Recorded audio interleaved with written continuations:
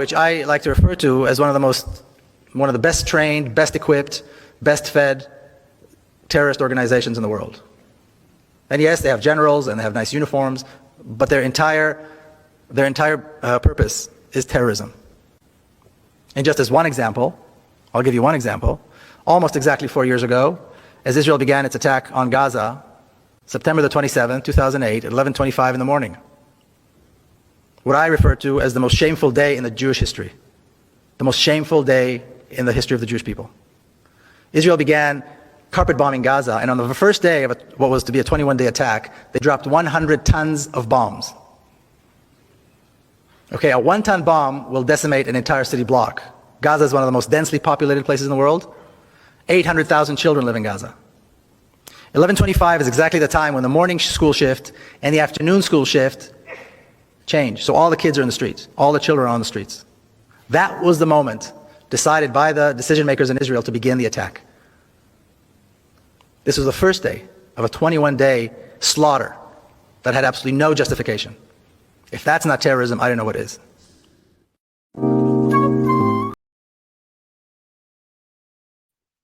Hello, hello, hello. Thank you for joining me with this next episode as we're deep diving into the umbrella that is all things AIPAC and related to Zionism and Zionist Judaism. Sorry, I'm a little delayed. Life was lifing. But to make up for it, I have a lot of information to share with you today. And let's start by coming from the Maryland Coordination and Analysis Center. And this is as of May 1st of this year. Guess who's on the list of the 10 notorious gangs and crime syndicates currently active in the United States? Number 10, the Jewish Defense League. The Jewish Defense League is recognized as a far-right terrorist group by the FBI. Formed in 1968 by Rabbi Meir Kahan, one of the stated aims of the organization was protection from anti-Semitism worldwide. It was primarily founded on the principles of Jewish nationalism, territorialism, and the use of force to defend Jewish people against their enemies. The JDL has since been accused of numerous terrorist attacks, including bombings, assassinations, and extortion.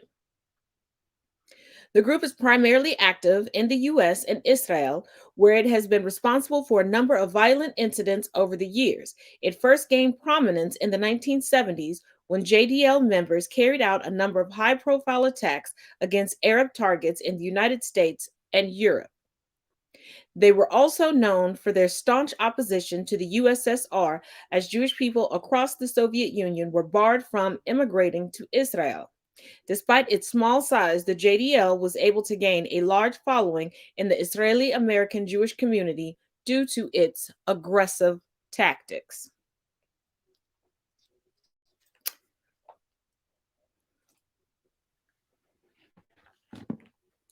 This is part of the reason why the propaganda machine has been so successful over the decades, because it's not just one person, it's not just one organization behind it.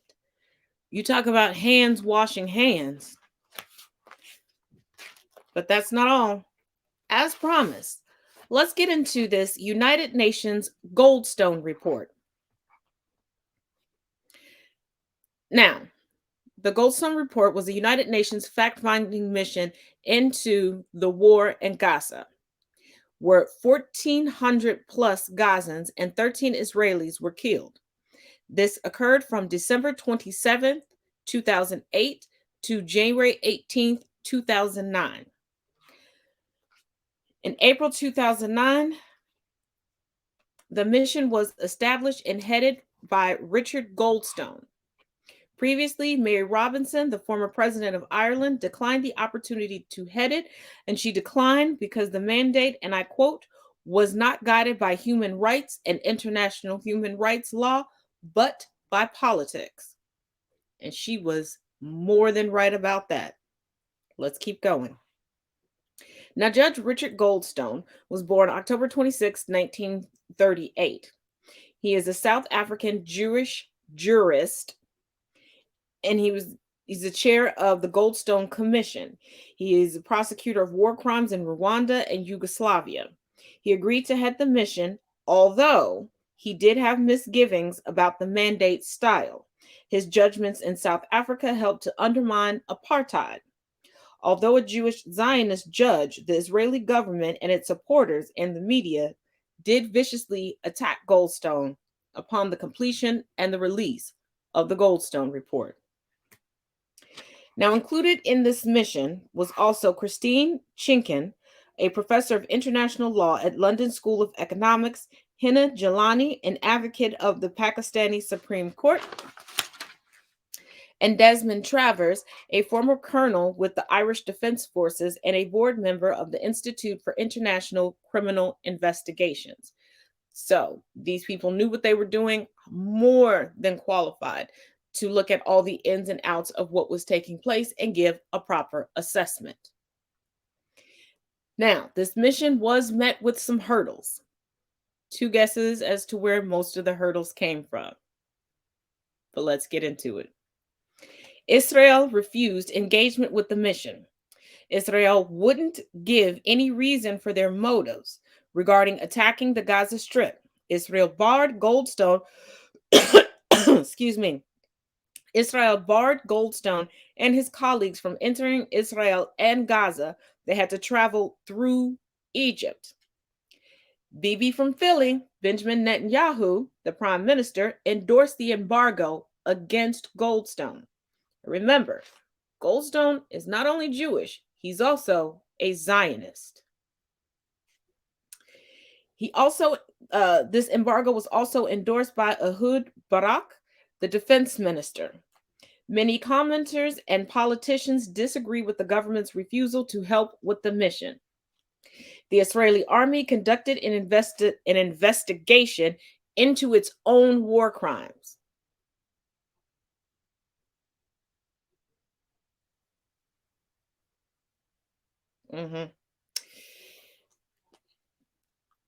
Now, the alleged war crimes were as follows: the shootings of white flag carrying civilians, the shelling of a UN school that was being used as refuge, and the killing of 29 members of the Al Samoni family.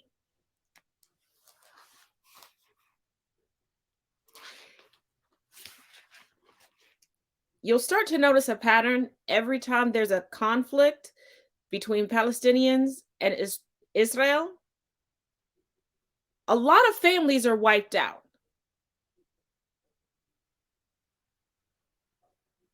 This can't keep being a mistake. But let's keep going regarding the report. September 2009, the 574-page report was published. It called for Israel and Hamas to investigate their own actions. Their own.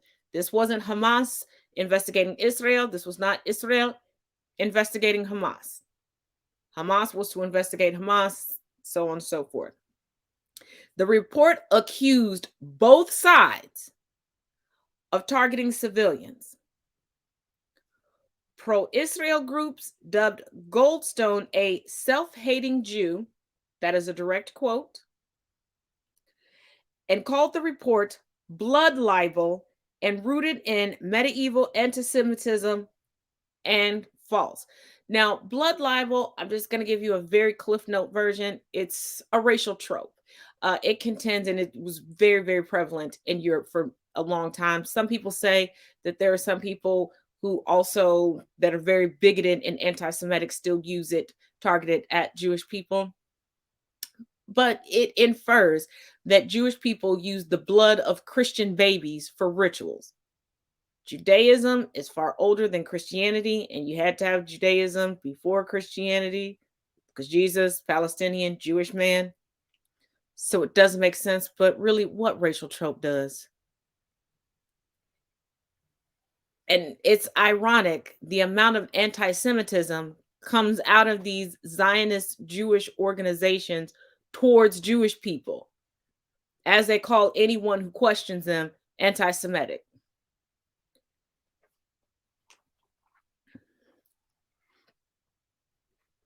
Now, the report did galvanize Israel to start an investigation regarding charges against its military.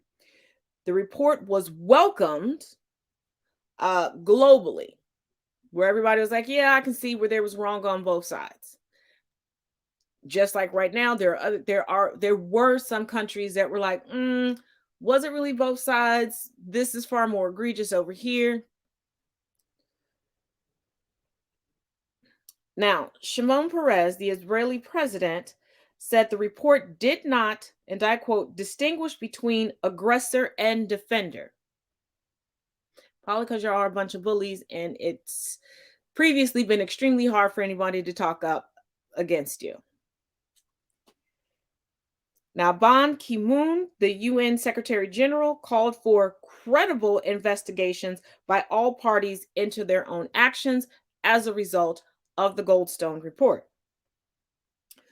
Goldstone received some backlash. Surprise, surprise, right? He was subsequently boycotted from global Jewish communities and was not allowed to attend his own nephew's bar mitzvah in South Africa. Like, they got some things going on when colonizers don't want to continue to colonize with you in an area that they colonized.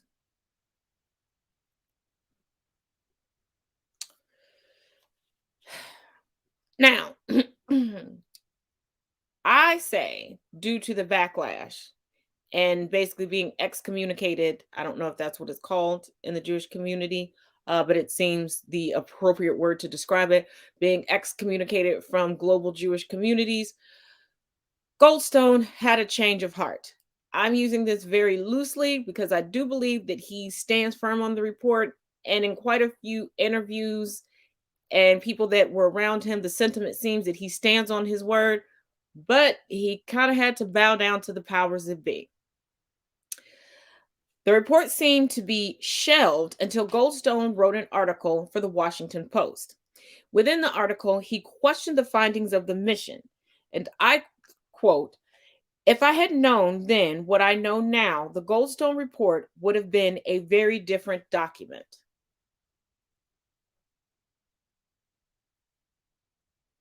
What do you know now? He stated that he was wrong about Israel and praised them for their investigating. He criticized Hamas for not investigating. Riddle me this, Batman. How is an entity supposed to investigate when they can't even control whether or not they get clean water, whether or not they get proper supplies, whether or not they even get cell service or internet service?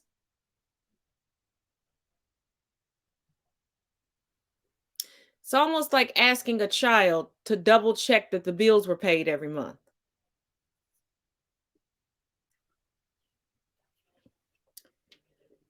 Eli Yishai, the Israeli minister for the interior, invited Goldstone to return to Israel.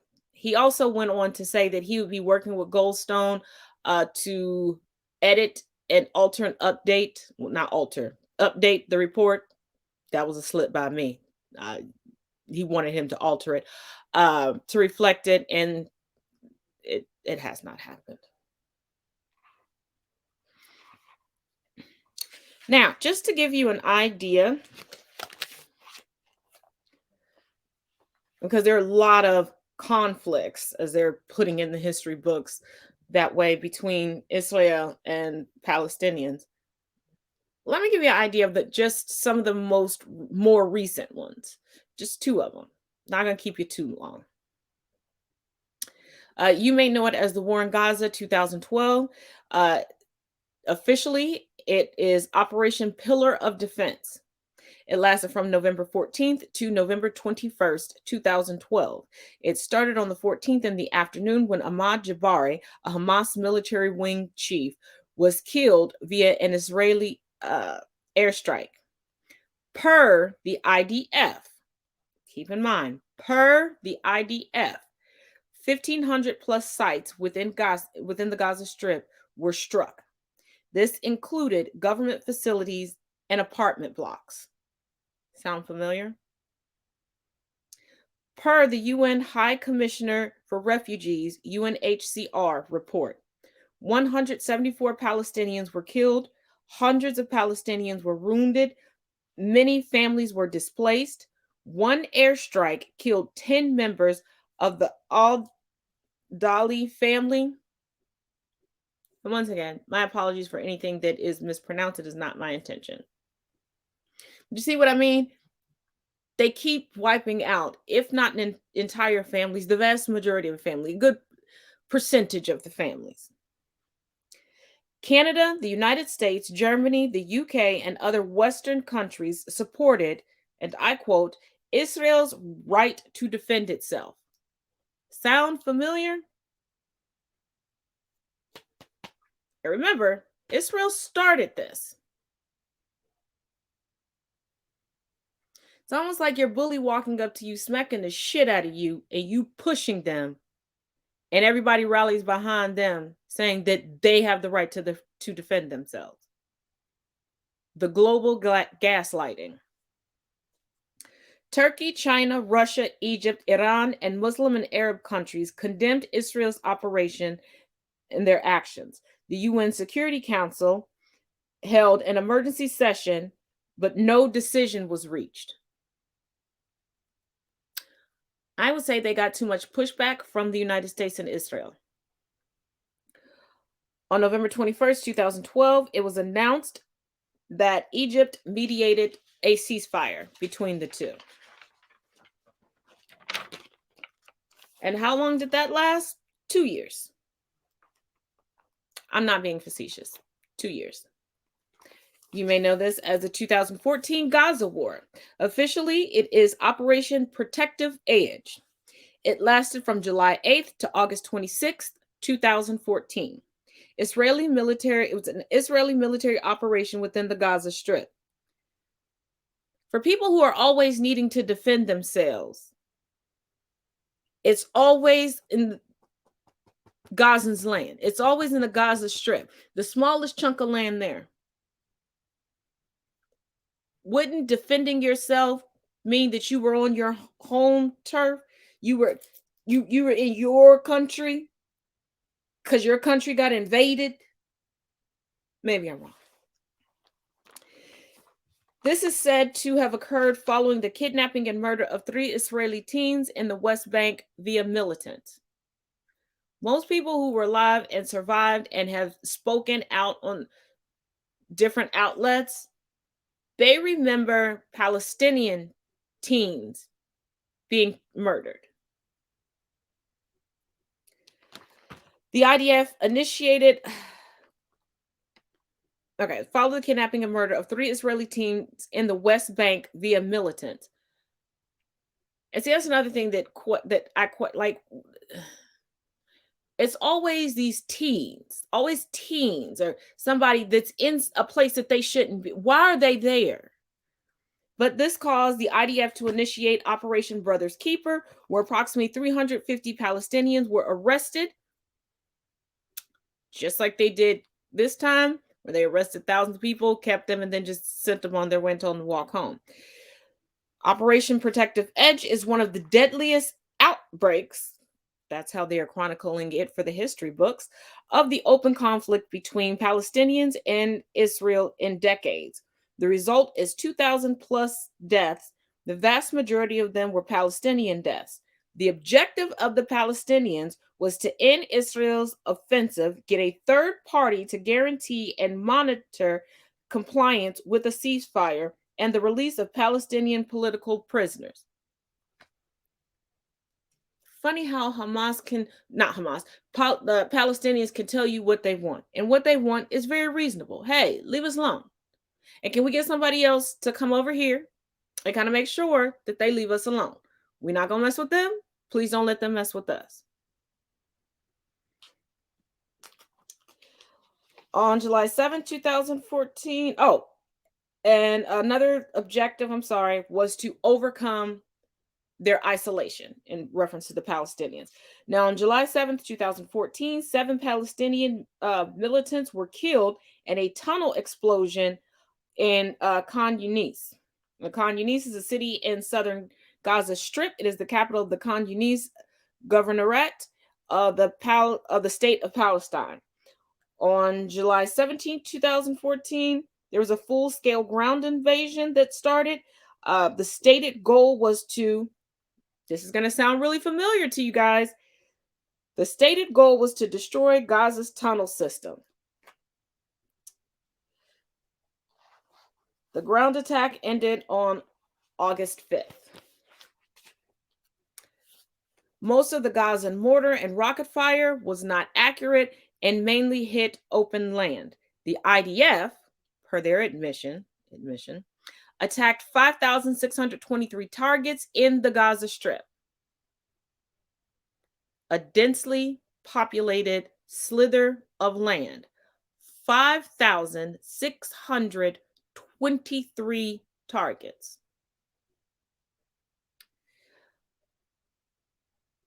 Approximately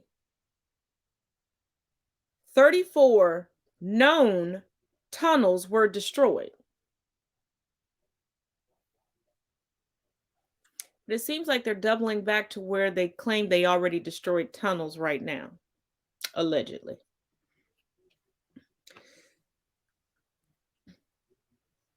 Between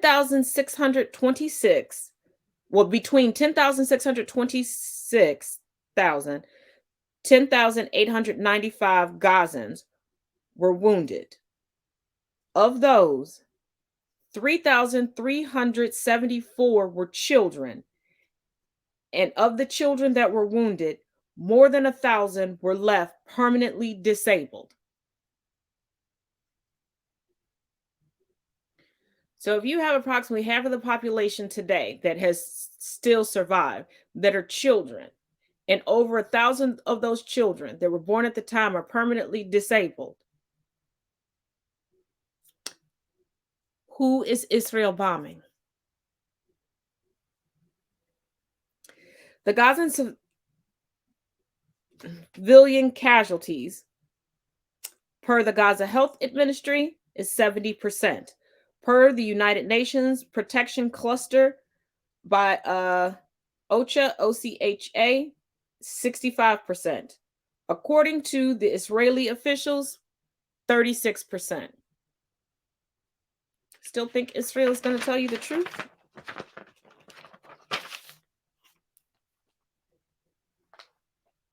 They stated yesterday on the news that they didn't know how children were dying over there right now.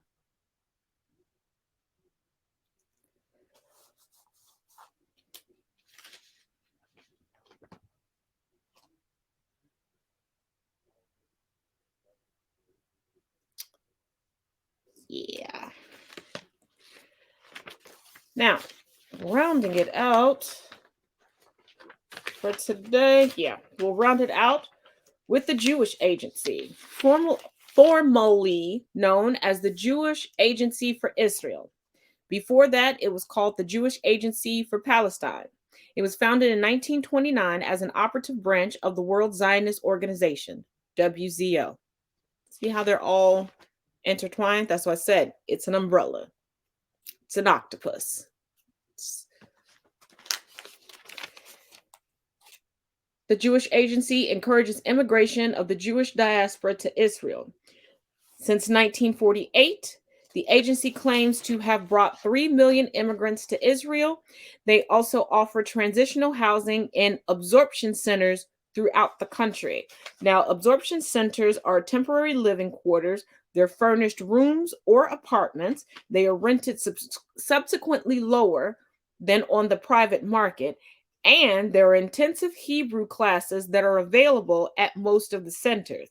The residence is typically up to 6 months, but the space is limited. The whole purpose is to make their transition into living into their land a lot easier. A smooth transition. Mm-hmm.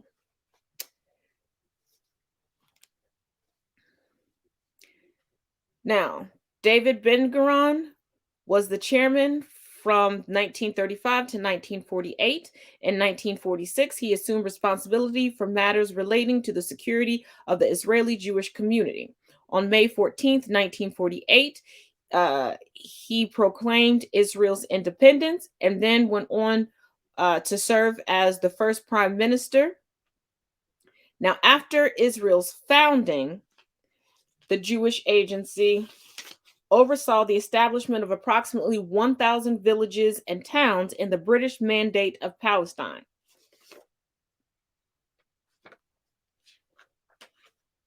The Jewish Agency mainly serves as a link between global Jewish communities and Israel.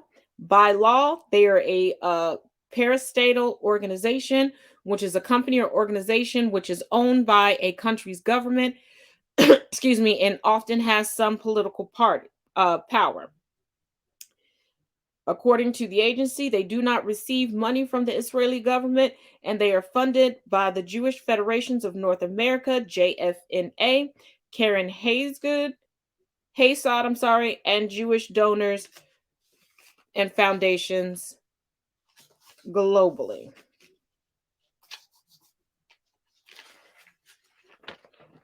And if you've been following since part 1, a lot of these names, a lot of these organizations, you're going to hear over and over and over again. Like I said, they are very much interlinked. Now, in 2008, the agency was awarded the Israel Prize for its historical contribution to the global Jewish communities and Israel. Now, the Jewish Prize was established in 1953 at the initiative of the Minister of Education, Ben Zion Dinor, who also won the award twice, once in 1958 and once in 1973. It is the state's highest cultural honor. It is awarded annually on Israeli Independence Day in a state ceremony in Jerusalem.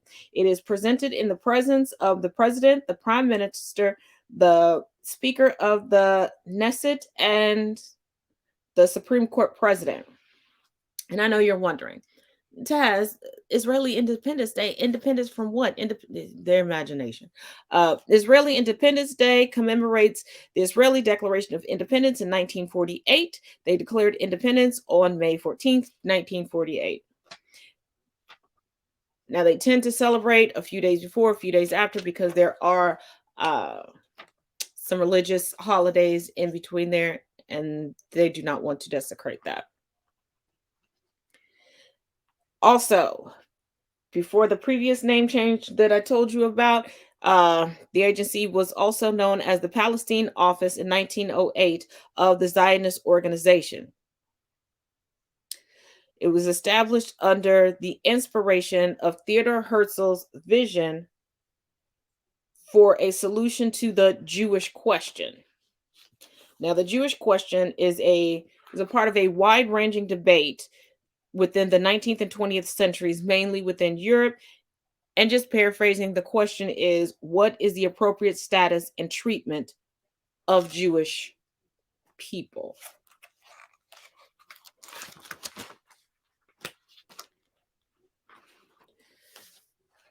Now we're going to take some time and take all of this in, get caught up if you need to on anything else, and I will see you all on Monday for even more. We're going to start getting into some of the key figures that have been brought up thus far in dealing with AIPAC, Zionist org, all of that. Once again, thank you for joining me here, and as always, each one teach one, each one reach one. I will see you Monday.